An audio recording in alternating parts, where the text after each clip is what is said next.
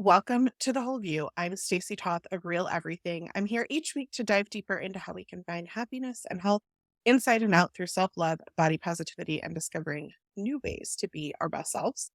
Before we get started, a reminder, this podcast is for general education purposes and is not intended to diagnose, advise, or treat any physical or mental illness. And we always recommend that you see a licensed health professional accordingly.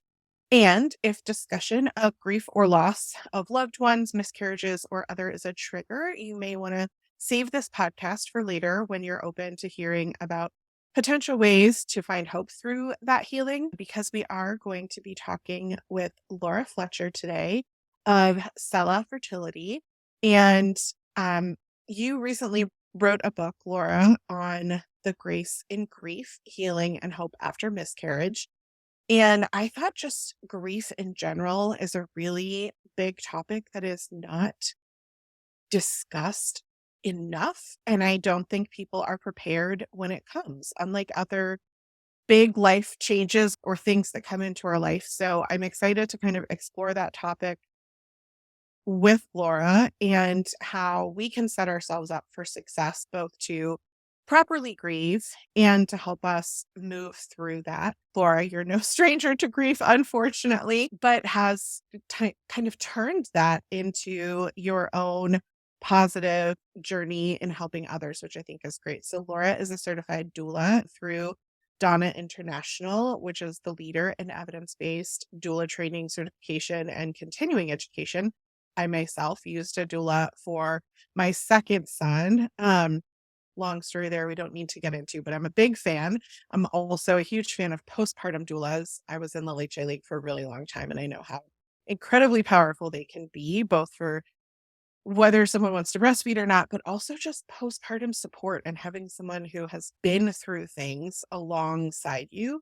Um, and Laura, that's what you do. You draw from your own personal experience and journey and shared that experience in your new book, The Grace in Grief, and already Amazon bestseller, and your journey through 4 earth-shattering miscarriages after the birth of your first daughter, Jolene, in 2012.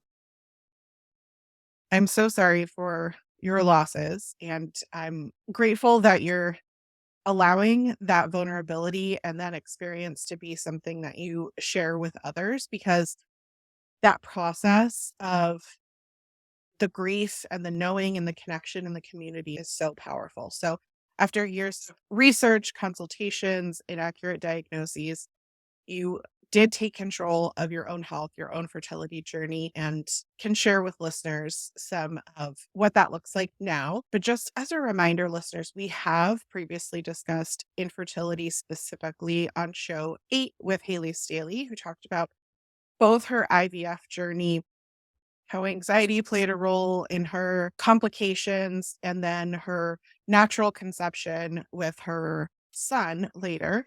And then we also went into more detail with Dr. Laura Shaheen in episode 31, who is a fantastic fertility doctor. I don't know, Laura, if you're familiar with Dr. Shaheen, but I'm like a nerd. I'm a fangirl.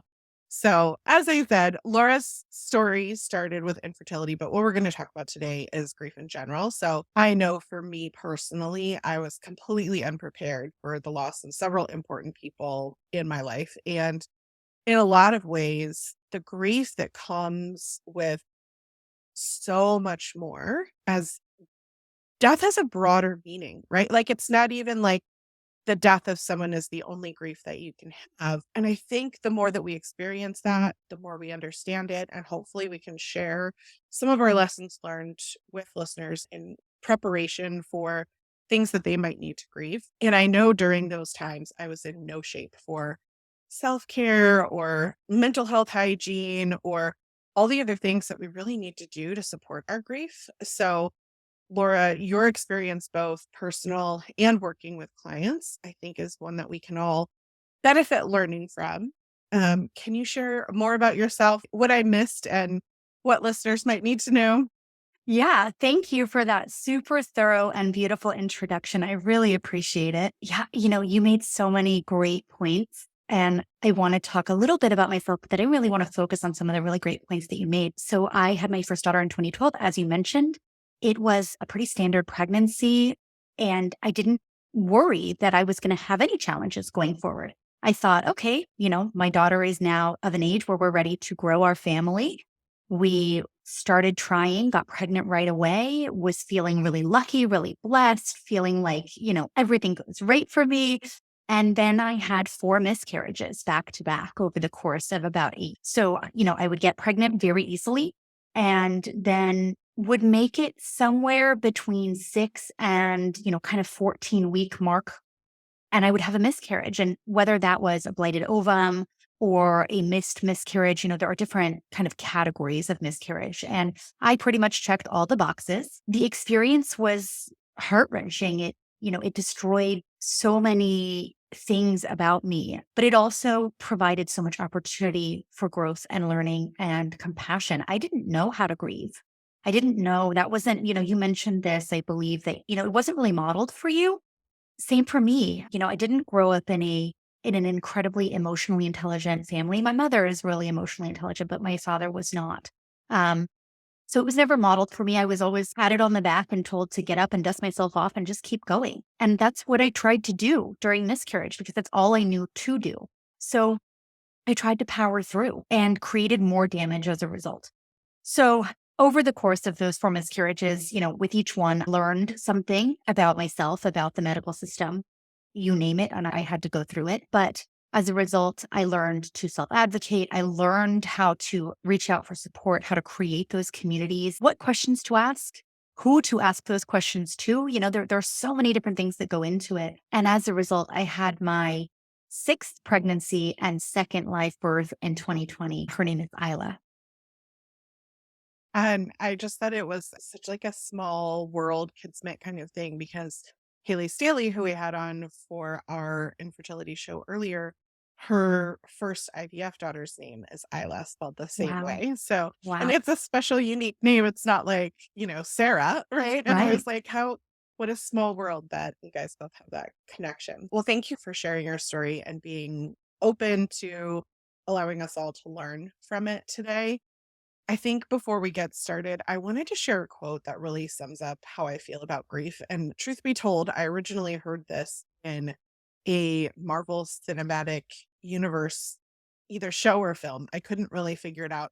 And in Googling where that quote came from, I found the full quote. And I think it really represents how, for me, I lost my grandmother, who was like a mother figure for me. I was very close with her because my parents were divorced when I was 1. And so she did a lot of mothering for me from a very young age. And then shortly thereafter, we lost my brother in law, who was like a brother to me and like a father figure for my children because he lived with us for 15 years and helped us raise them.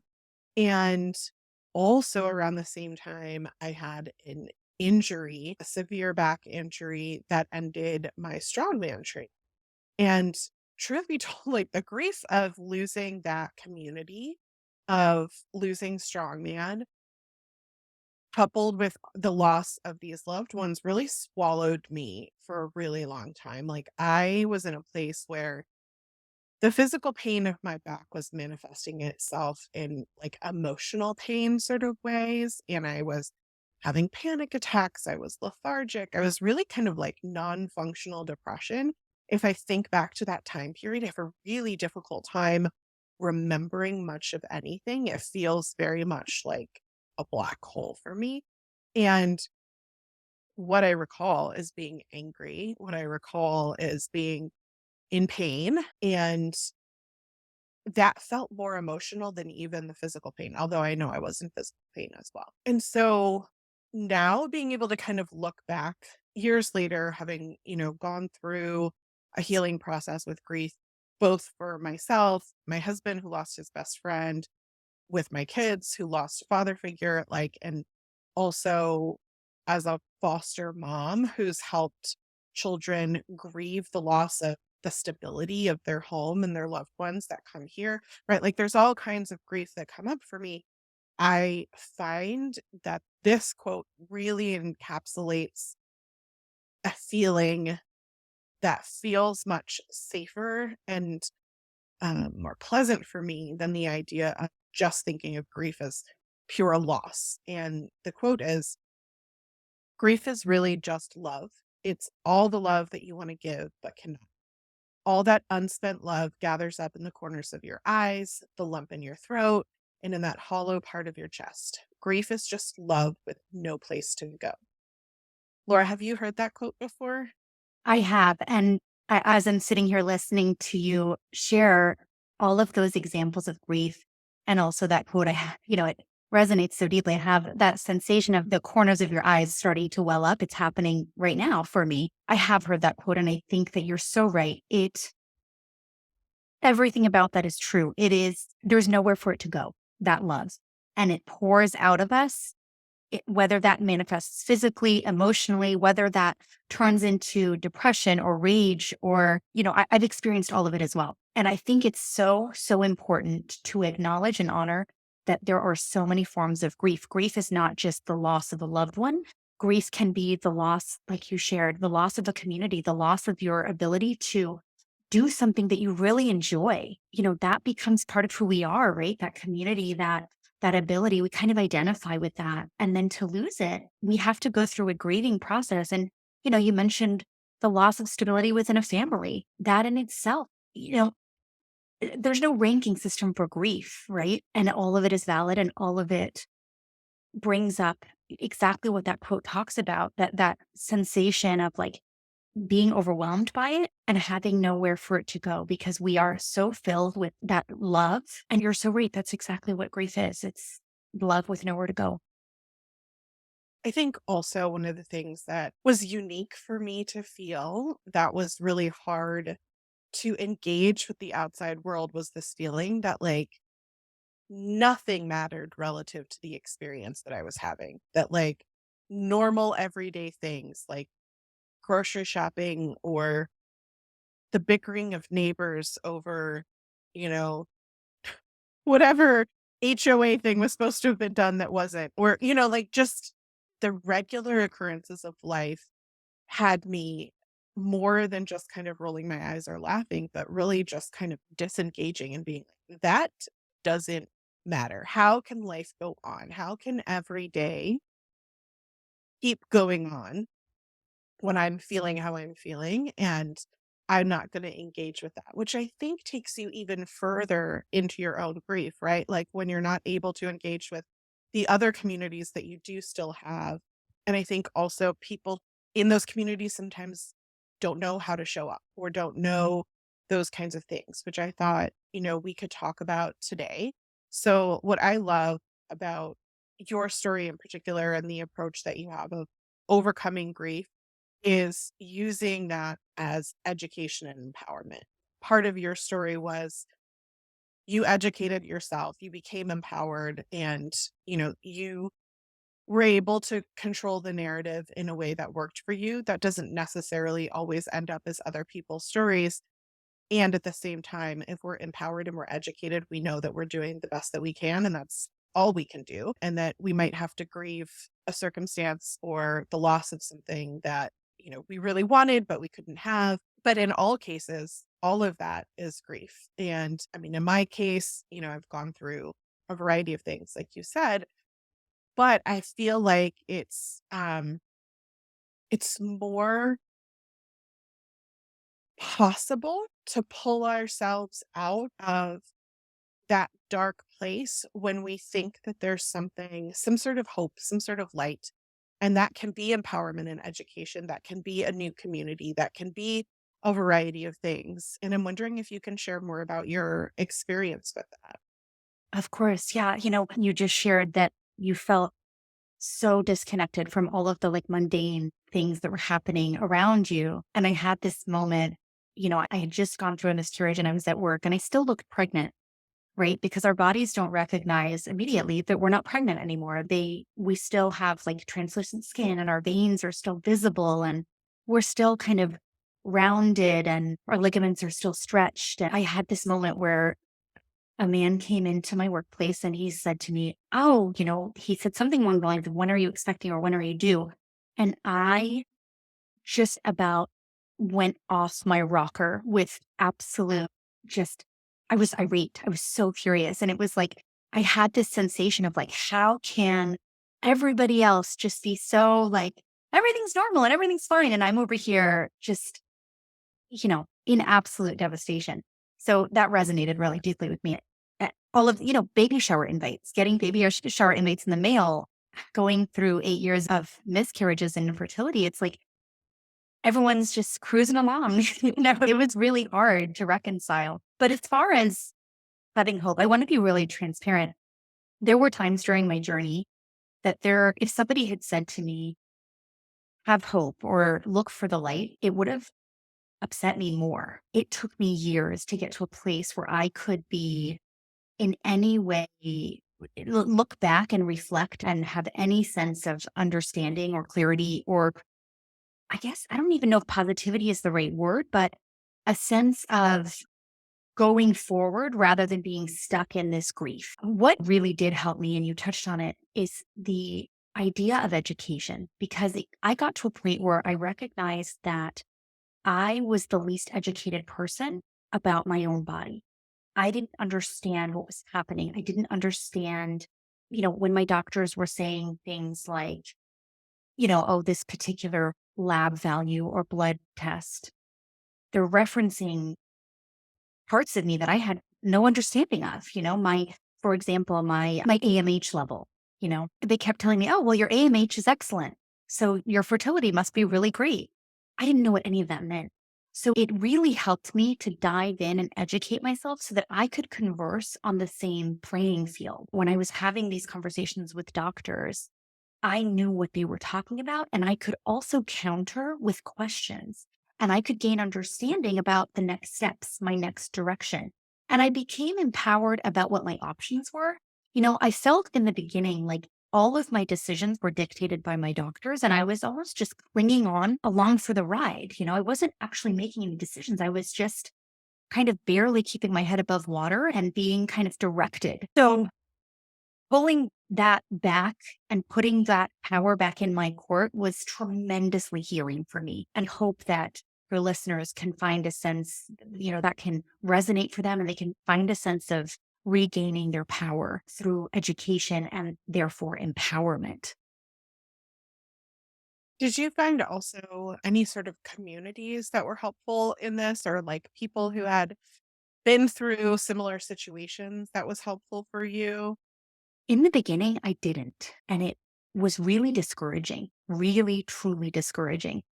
As I kind of progressed and had more miscarriages, and I became more aggressive about seeking those communities out, I was able to find particular people that could resonate with what I was experiencing. I knew people that had experienced infertility, and I knew people that had experienced a singular miscarriage. I didn't know anybody who had experienced multiple miscarriages and kept being told, everything's fine, you're perfect, you're healthy, just keep trying. None of that resonated with anybody within my circle or even my kind of extended circle, if you will. So I had to seek that out in strangers. And I did find a community that was beautiful and helpful and supportive. And I have since gone on to create those communities, which to me has been imperative.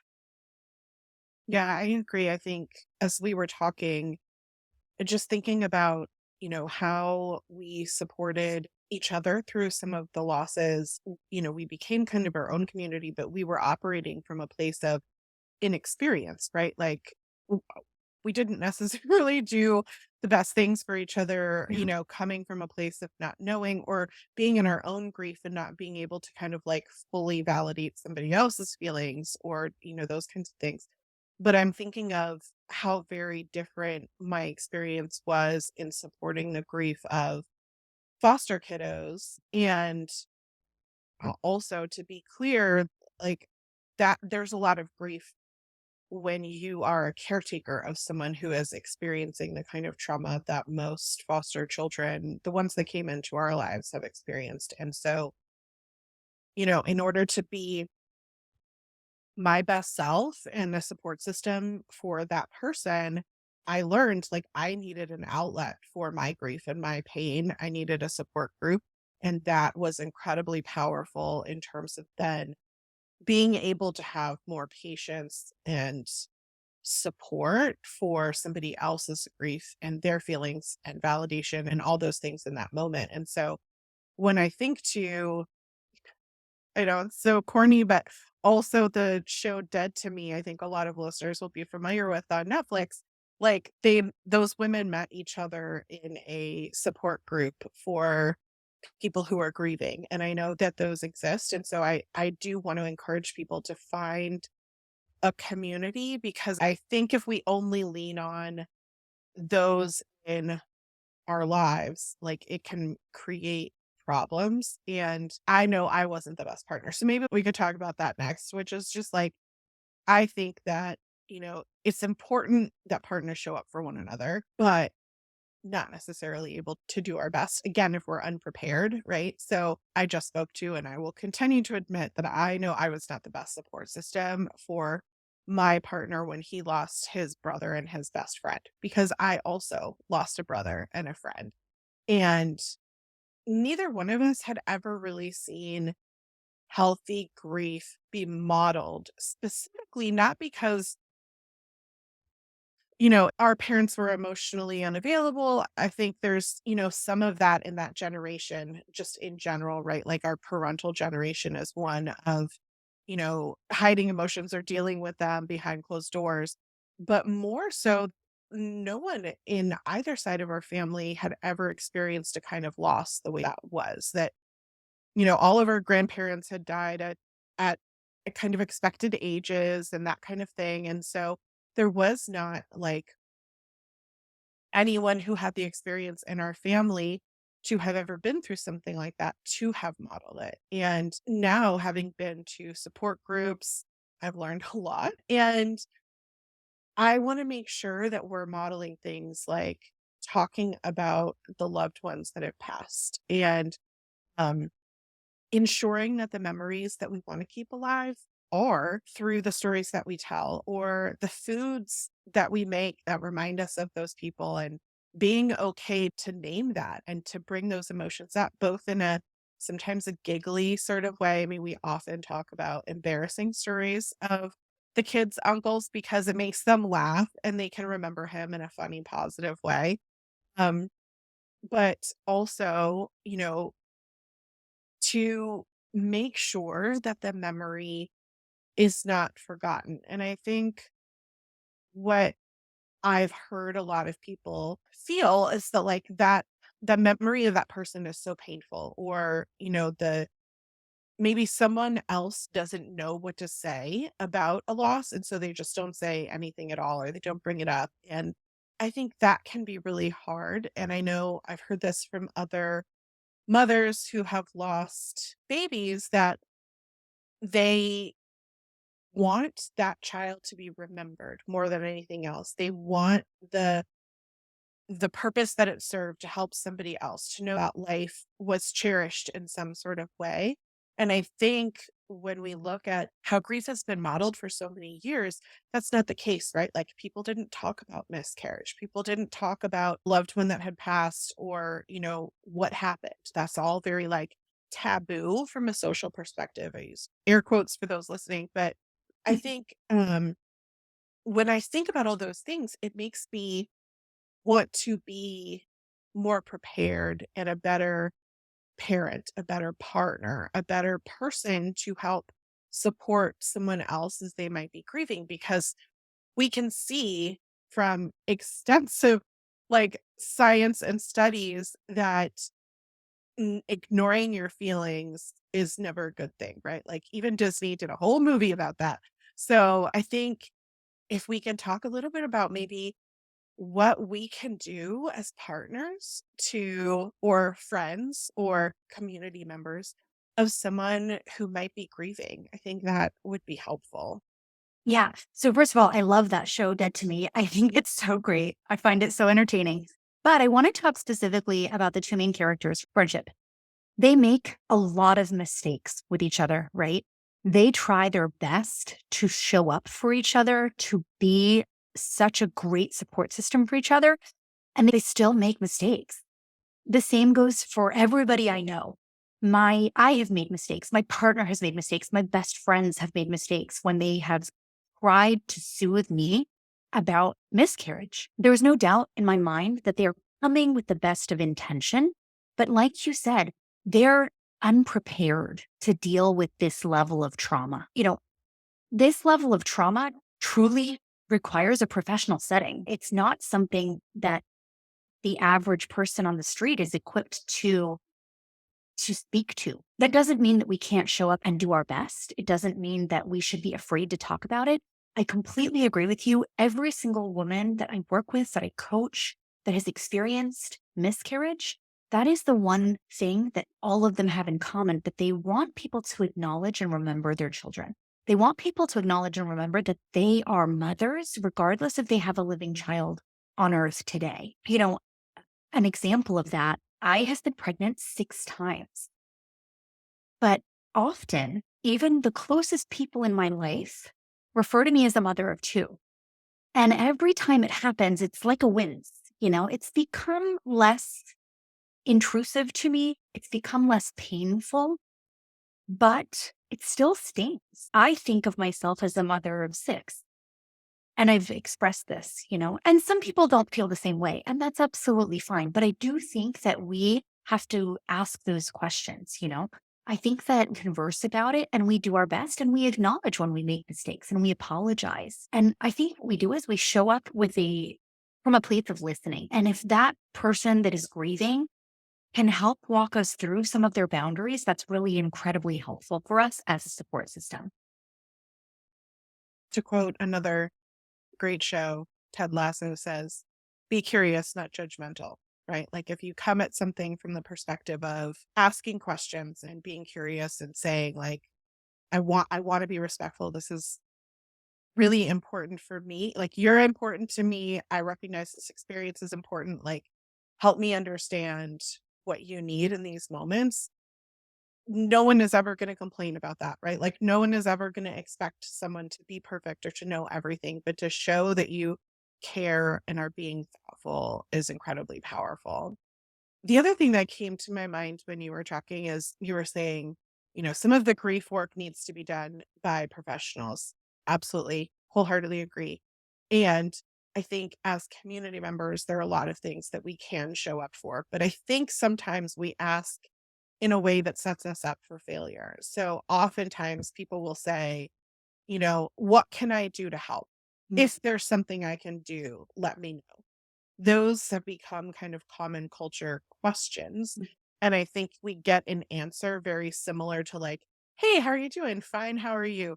Yeah. Even though you're not actually fine, someone is going to answer, no, it's fine. I'm fine. I don't Yeah. need anything or no, Mm. because they can't process even in their grief in those moments what it is that they need because that's coming up with a solution, right? Like Yeah. that's having to be a leader in your moment of grief and being able to say, these are the things that I need or want you to do. Instead, if we could just simplify our language to something like, I'm going to the store and I'm going to grab you gluten-free Oreos because I know those are your favorite. Is there something else I can get you? Are you out of milk? Do you need eggs? What can I do? Then the person is like, "Yes, please, and orange juice," right? Instead of, "Yeah, you can go to the store and get me Oreos." Like, maybe the person is like, "I don't wanna have to ask someone to get me a comfort food."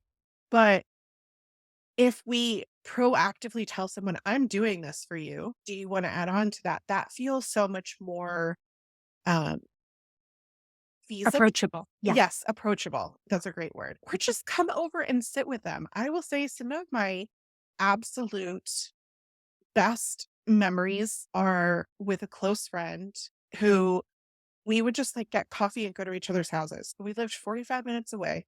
And it was like a special thing to just show up on the person's doorstep with their coffee and your coffee and just sit and chat. Because I feel like so much is put on the internet and on social media and even on the phone. And sometimes you need that personal connection of you know, pheromones and heartbeats and all the things that remind us that we're a community, that we're together, that you're supported, that you're loved, that, people care about you, that they're going to help you, and it's okay, whatever you're feeling in those moments, to share with them, to vent to them, whatever it is. And I think just being able to sit with someone is very important. And if you're in their physical presence, you can also be aware that maybe their dishes need to be done. Don't ask them if they want you to do your dishes, because people are gonna then feel shame about the fact that their dishes aren't done and you came over. Instead, just start doing the dishes and talk to them, or whatever it is. I know, regardless of grief, if anybody comes over and does that for me, I'm like, "Thank you so much," you know? We all love help like that. I'm Yeah. wondering if you have other ideas for some of those kind of actionable steps when we see that someone is in grief or in pain. I like to always make sure that listeners have like an actionable thing that they can take away and implement to be of service to others and to feel empowered. I know you talked about kind of educating yourself earlier, but if you have other ideas for things that people could just like show up and do, I know we'd all love that. So first of all, I want to thank you for bringing this up. I think I adored you anyway, but I adore you for specifically touching on this because people really don't know how to show up and people don't know how to ask for help oftentimes. I've actually written several articles about this specifically. I think you're totally right.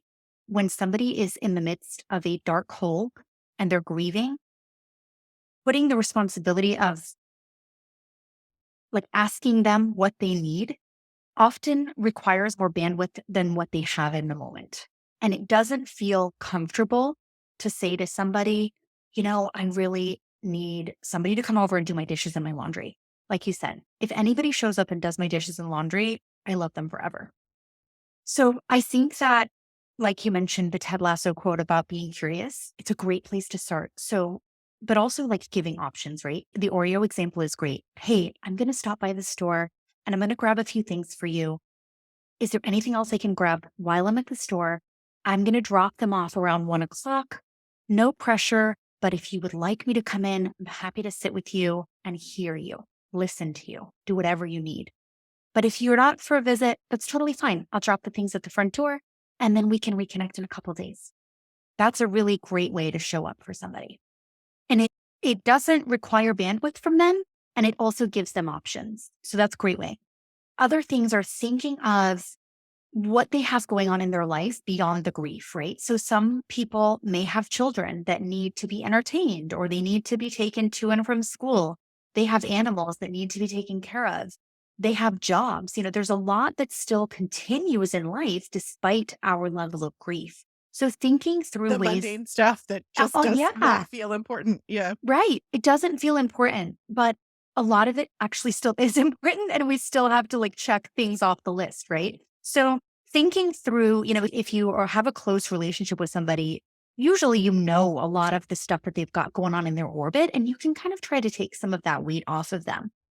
Other options are I always say sending food. So, you mentioned you had a friend that's like 45 minutes away. If you can't get over to their house, Uber Eats, DoorDash, things like that provide services where you can send them nourishing food and it arrives at their door and all they have to do is open the door and grab it. Because I can tell you right now, when I'm grieving, I'm not cooking. I am hungry, sure, but I don't have the energy. I don't have the strength to like get in the kitchen and make it happen. So dropping off food, sending food, those are great ways to show up. If you have the financial ability to hire them a house cleaner for a day, really great. A lot of things get put on the back burner when you're grieving, whether that is, like we said, laundry, dishes, things like that. If you live in New York and your friend lives in Florida and there's a grief situation, you can still show up for them. I actually, when I was going through what I consider my worst miscarriage, my best friend at the time lived in Hawaii and I live in Florida. She flew home. It's a huge ask. I would have never asked her to do that. She did it without me asking. And then every day that she was here, she was available to me, but with no pressure. There was no pressure for me to host her in any way. She was just there for whatever I needed. And that was really beautiful. And I'll never forget that really felt supportive to me. Other options are, sharing information about support groups. So if they don't have the bandwidth to research it, you can share that. And you don't necessarily have to share it with them directly. You can share that with their partner, maybe their mom, somebody that can provide that information at a time that feels appropriate. Those are great ways to kind of wade through that. There are, obviously a handful of things that we don't want to do. We don't want to say, we don't want to minimize the loss. We don't want to minimize the grief. We don't want to put them on our timeline. We want to give them all the time in the world to process what it is that they're going through. I would love if you could give a couple of examples of those minimizations because I don't think that people realize that some of the commonly used phrases around grief are can feel invalidating or feel minimizing in those moments because we think that we're saying the thing that people say. Mm. It's only through having had those lived experiences myself. So I'll give an example of one. For example, when we first meet people or when they hear about something that they are impressed by around fostering. And I use that word very carefully because this response seems to be triggered by like being impressed. They often say, "Wow, that kid is so lucky to be with you." Ooh, yeah. And they mean so well to what they mean to say is, I love that you 2 are connected. I love that you found each other. I think you can benefit from this connection with one another." There's a lot of different things that really I think are intended in that Yes. sentence. But what comes across instead to both myself, but especially to the child in the biological family is that the child is lucky that they went through one of the most traumatic experiences of their life and got put in the home of a stranger who is not abusive or problematic.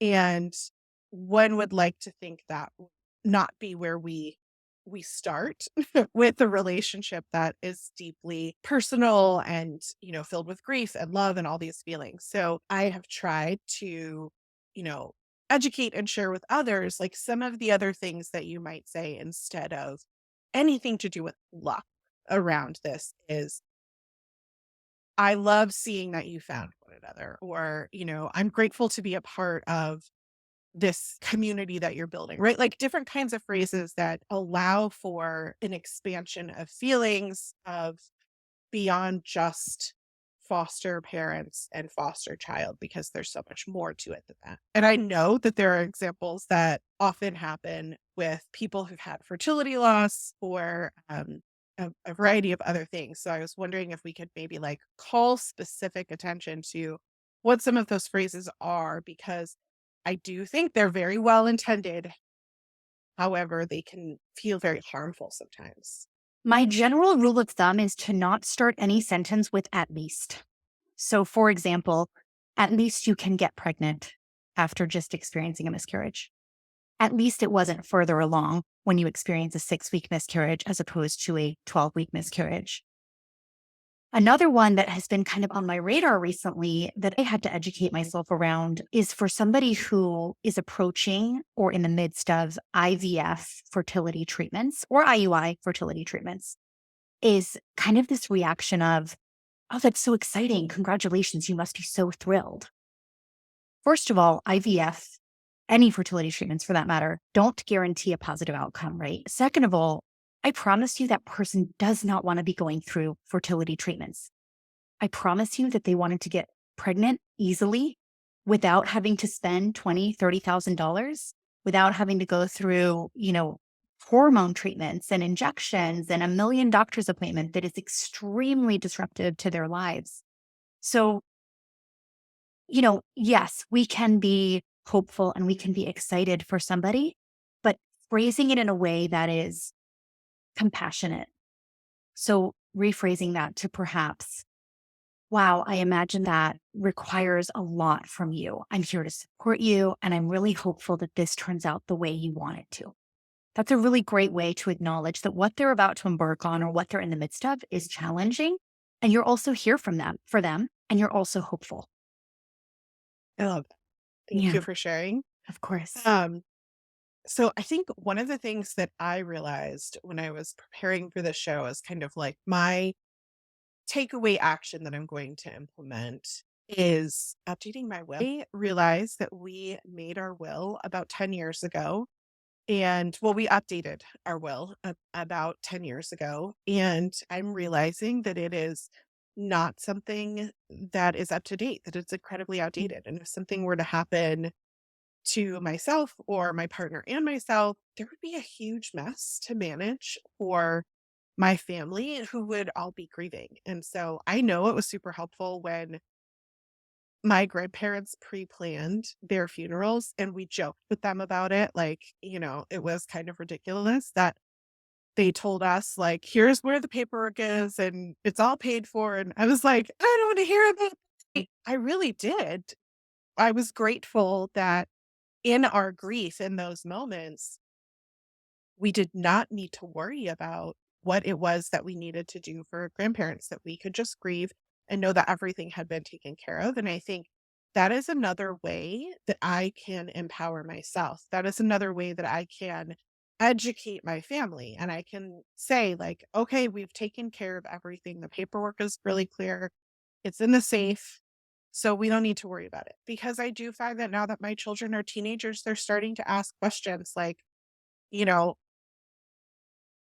oh, anyway, I don't need to get into, like, life Yeah. questions, but I imagine the barrage of things that you start to open your eyes to as a teenager, like, "What is a 401k, and do you Mhm. have one?" And, like, I don't need my kids to be rifling through all my papers trying to figure all that out. So, um, I myself have a takeaway of we need to update our will, and I want to make sure that there's enough, like, clear guidance and planning in there that if something were to happen, that our family, no matter who they be, that's left in their grief doesn't have to also be worried about making those decisions. Cause like you said earlier, if you can't even figure out what to tell someone to get you from the store, making a huge decision like, making arrangements after someone has passed is not something that they want to be facing. So, well, Laura, thank you so much for having this difficult conversation and being vulnerable. I'm wondering if is there anything else we didn't discuss that you want to share with listeners, knowing that we will have a quick after chat about what we really think over on Patreon, but I like to make sure that if there's anything we missed or things that you want to share with listeners, you have an opportunity. Thank you. I appreciate that. One thing I would like to kind of close with is that we all have the capacity to heal. There were moments when I was deeply entrenched in my grief that I didn't think it was ever possible for me to be a healthy, functional human being again. I felt like the dark cloud was going to be, you know, forever present. Here's what I will say: the grief does not ever go away. It's always there. Or I guess I should say, 10 years on, it's still here for me. But I will say this: the burden of it lessens. And every single day, I find new ways to manage it. I become better at expressing it. I become better at compassion towards myself and also towards others. And I just want to really reiterate that we do have the capacity, given the right tools, given the right support, given the time, if we commit to ourselves, really loving ourselves, then we can overcome whatever this grief looks like in our lives. I love that. I totally agree. And I think some of the things that we talked about, therapy, community Mm, groups, all those kinds of things can really help that progress. sure. Okay, so I want to remind listeners they can find the community work that you do as well as more in your book at sellafertility.com. And we'll put a link in the show notes so that you don't have to guess how to spell that. And you can find Laura on Laura Fletcher 1 on Instagram, or Sella Fertility also has your personal Instagram in the bio, so people can link to you there. And we've put a link in the show notes also for your book, The Grace and Grief: Healing and Hope After Miscarriage. And listeners, if you have enjoyed the show today, I want to encourage you to check out what we really thought over on patreon.com/the whole view, which is the best place to ask questions. And if you love the show that we create and produce ourselves, the Patreon is a great way to support the show. But so is just leaving a review or hitting the follow or subscribe button in whatever app you're using so that others can find us as well. And we appreciate your willingness to tune in today to Be open to growth through your own personal changes because no one is perfect. But in listening, learning, and unlearning, we can become better versions of ourselves.